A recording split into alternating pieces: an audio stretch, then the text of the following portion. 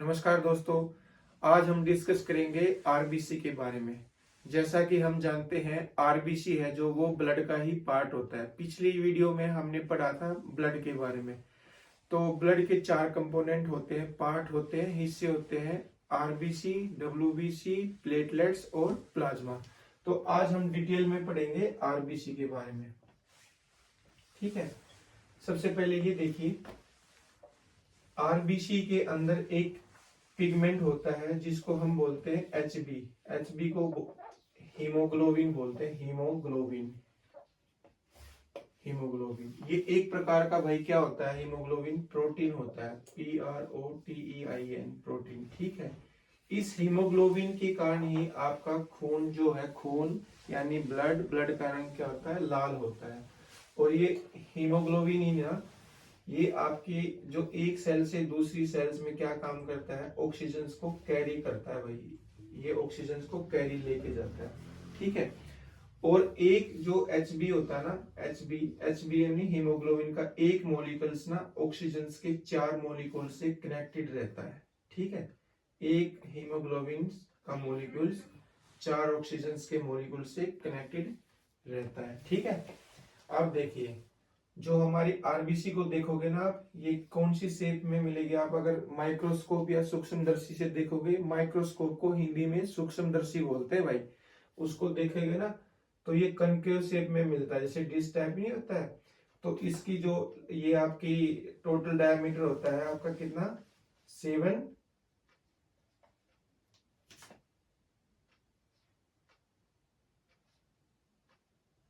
Millimetre होता है भाई। ठीक है, इसका डायग्राम यानी व्यास बोलते हैं ना हिंदी में, ये इसका ये होता है आरबीसी का।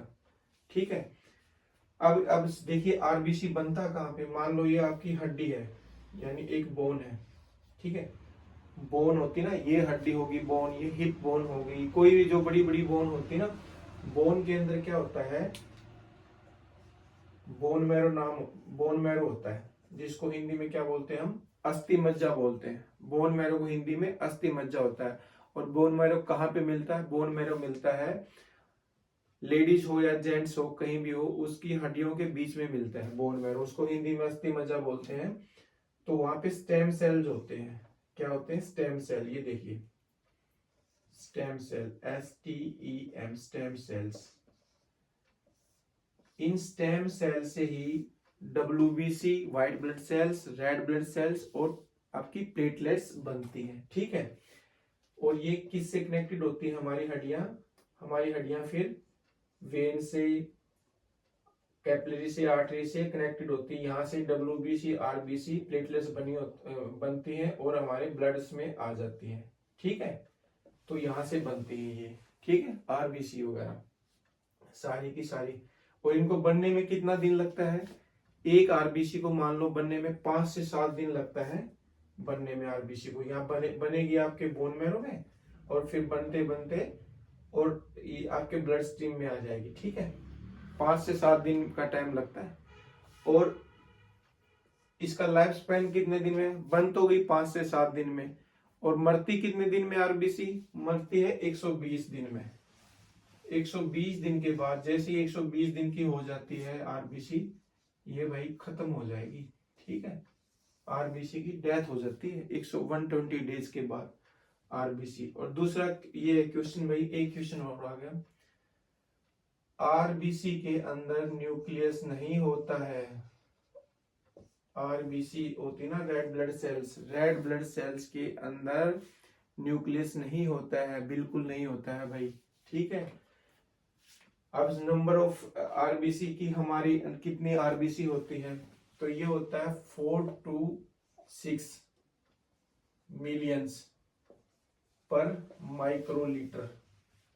माइक्रोलीटर क्या होता है, जैसे मान लीजिए 1000 ml का ना 1000वां हिस्सा है ना, उस 1000वें हिस्से में 4 to 6 मिलियन होती है, मतलब 40 लाख से 60 लाख के बीच में ये मिलती है। ठीक है, क्या मिलती है, आरबीसी। इतनी आरबीसी मिलती है भाई। तो बहुत इंपॉर्टेंट रोल रहता है आरबीसी का। समझ में आ गई ना, आरबीसी के अंदर क्या मिलता है हमारा, हीमोग्लोबिन मिलता है। हीमोग्लोबिन से ही रक्त का रंग लाल होता है। यह एक प्रकार का हीमोग्लोबिन प्रोटीन होता है जो क्या लेके चलता है, ऑक्सीजन को कैरी करता है एक सेल से दूसरी सेल्स तक।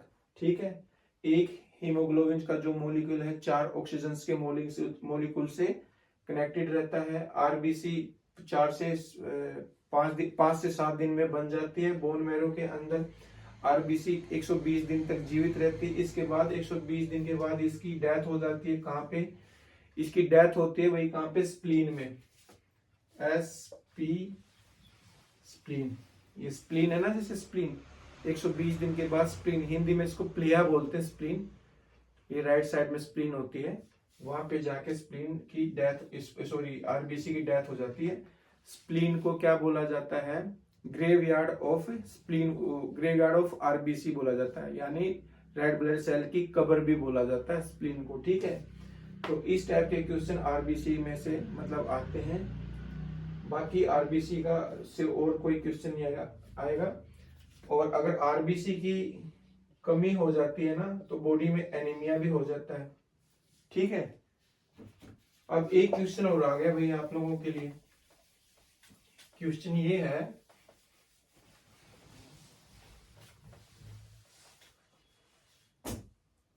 मान लो ये आपकी हड्डी है। ठीक है, ये बोन है, बोन के अंदर बोन मैरो है। ठीक है, ये बोन मैरो है।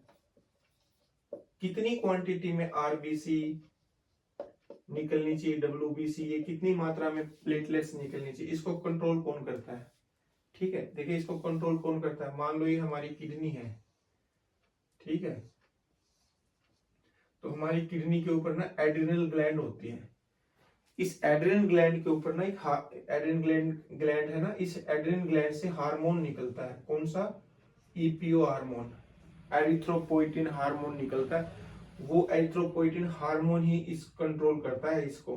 ठीक है, कि कितनी क्वांटिटी में निकलना चाहिए, कितना आरबीसी निकलना चाहिए, कितना नहीं, इसी से कंट्रोल किया जाता है।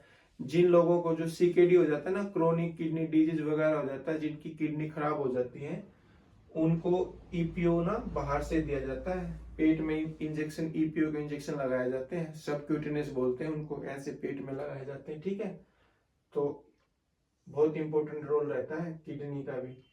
और जो आरबीसी बनने की प्रोसेस को क्या बोलते हैं? एरिथ्रोपोइसिस बोलते हैं, एरिथ्रोपोइसिस। ठीक है, ये क्वेश्चन भी एग्जाम में आ जाता है कि व्हाट इज एरिथ्रोपोइसिस। तो आरबीसी बनने की प्रोसेस को एरिथ्रोपोइसिस बोला जाता है।